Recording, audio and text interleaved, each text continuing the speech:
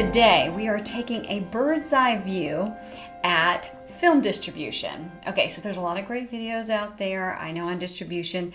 I'm just going to hit the basics. Because there's so much to it, and you're going to love this video because I'm doing it. Hey, and I'm excited because we've talked through a lot of stuff in my videos so far about getting you to a point, getting you through post, and now it's time for everyone to see your movie.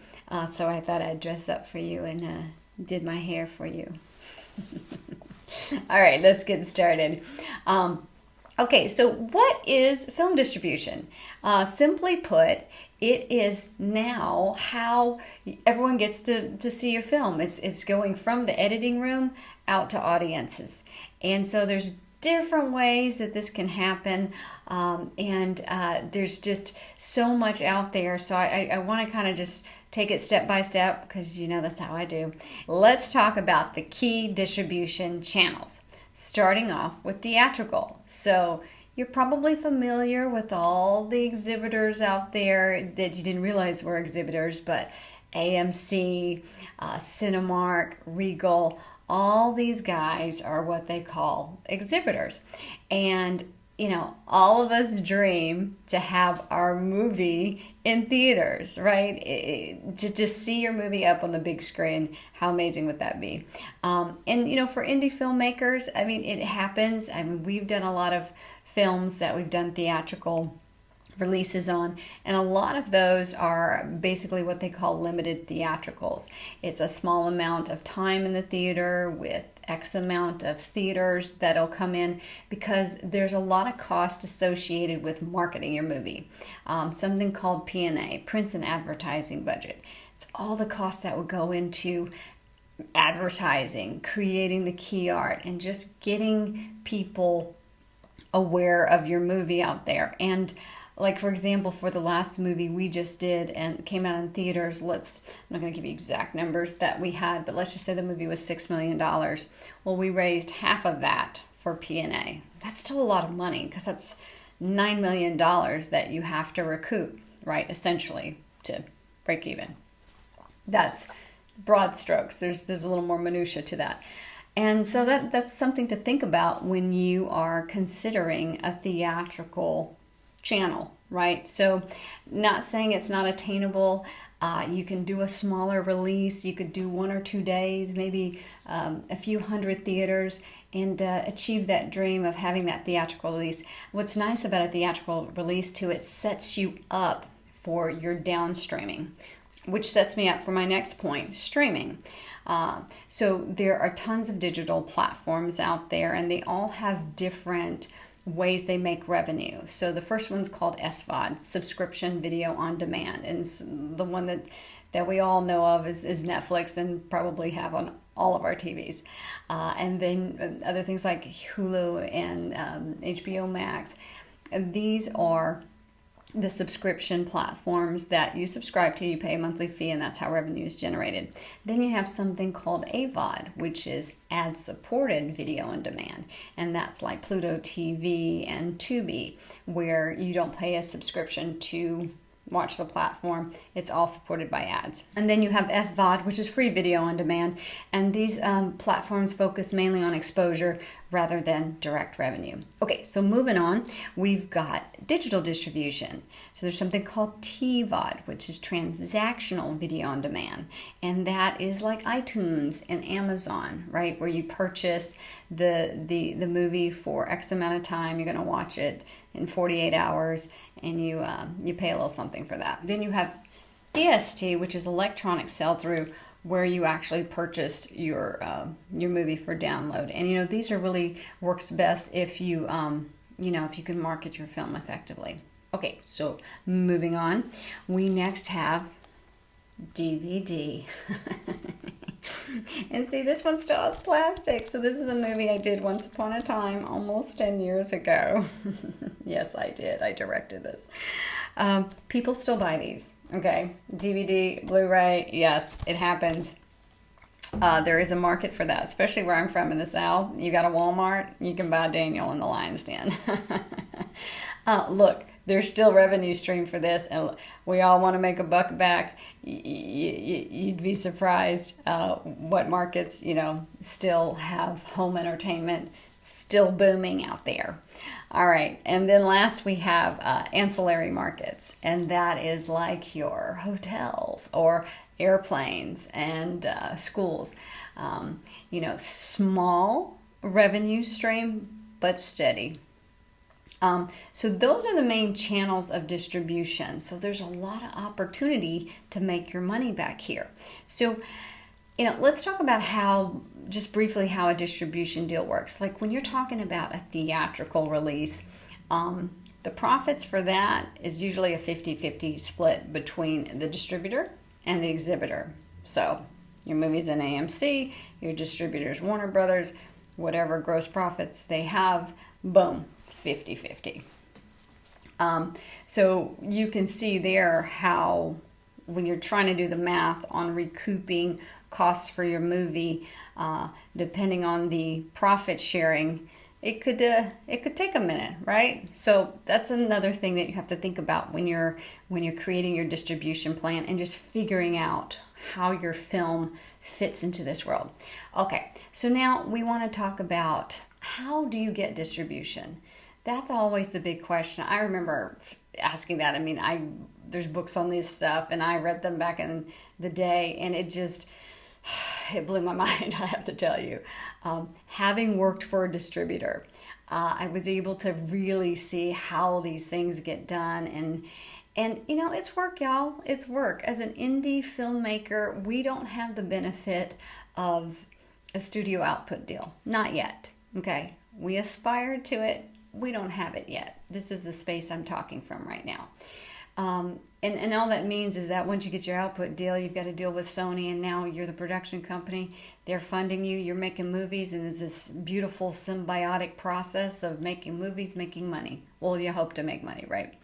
But normally at that level, there's a standard. You've proven that your movies are marketable, and you know what you're doing. Okay, so it's not that we don't know what we're doing at this thing. It's just we have to prove ourselves a little bit more. So indie filmmakers have to work a little bit harder here.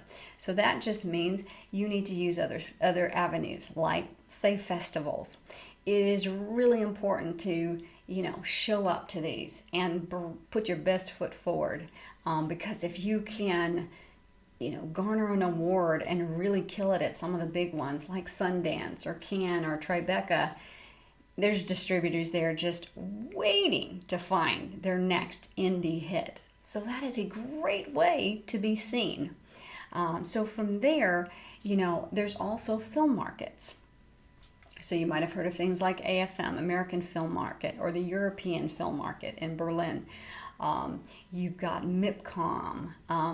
And so there's a ton of these markets that go on where distributors are actually meeting with other distributors and sales agents, and they're all just commingling here with product they're trying to sell, product they're trying to acquire.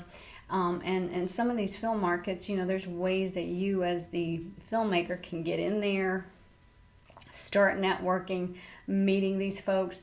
I guess the key, the real key here is making sure you have your ducks in a row. Make sure you have your marketing materials that are top notch. Obviously your film is rocking. You have these things where they can screen these things, and you can, just be able to provide what these sales agents and distributors are looking for in those moments, because you could just be that one opportunity, right? That one meeting down in the lobby when you're having drinks, and you just, you always have to be prepared, right? And so there are some great videos out there of how to get a sales agent, how to get a distributor. Again, from a personal space of having worked with a distributor, especially smaller companies, they are looking for that gem. So they are a little more open. I mean, we took meetings with folks all the time. So don't get discouraged. You got to really believe in your product, believe in your film, and be like, here, watch this. I joke a little bit, but you have to be passionate about what you're doing. You have to be passionate about the film that you made, because that is contagious. That is what would make one filmmaker stand out versus the other, is that just that confidence and knowing what they have is what I need, right? As a distributor, you need my movie. We're going to make some money and everyone's going to love this movie. So keep that in mind too, right? This is a tough business, and getting out here at this level, selling your movie, it's hard too. I mean, every step is difficult getting here, but it's good hard work, right? It is worth it to have that finished product, and it's worth it's worth that effort so that everyone can see the beautiful work you did. Okay. Another avenue that a lot of you, I'm sure, are familiar with is this hybrid and self-distribution model, which I think is fantastic in this day and age, where you can just make your way, create your own YouTube channel and put yourself out there. You can create your own website and sell your movie. There's great platforms like Film Hub and Video on Demand. So you can self-distribute your movie. And I think coming up and really having those, a mix of things, like having that hybrid plan in place, and then maybe you sell certain rights to a distributor, you can kind of keep control more, if this is more of your bag, if you really want to just hold on to the reins and just really be methodical about what rights you sell. This is the way, right? Because when you're with a distributor, when you sell all your rights, they're leading the charge. They're going to create the marketing plans, and you just have to sit back and wait for your, distribution reports. Money they're making you. So there's something for everybody out here, and I love that, because it was not this way 10 years ago. It was so linear, and you just had to go through these steps and to get from A to B to C, and everything is just kind of like, it's like the wild, wild west, and it's continuing to change. The key to successful distribution is just have a strategy, have a plan, really have a vision for your film, really understand, where does my film fit in this market? I like to give you little stories, but our company was a little engine that could. And we did a little movie called God's Not Dead in 2014. And so our niche market was faith and family, the Christian market. And so just kind of understanding the story we were going to tell, that's the path we went on, right? But what we didn't realize is that once we put this in motion and put it in front of that market, they loved it. They loved it. So that film did like $60 million in the box office. Like, it floored everybody. Like, and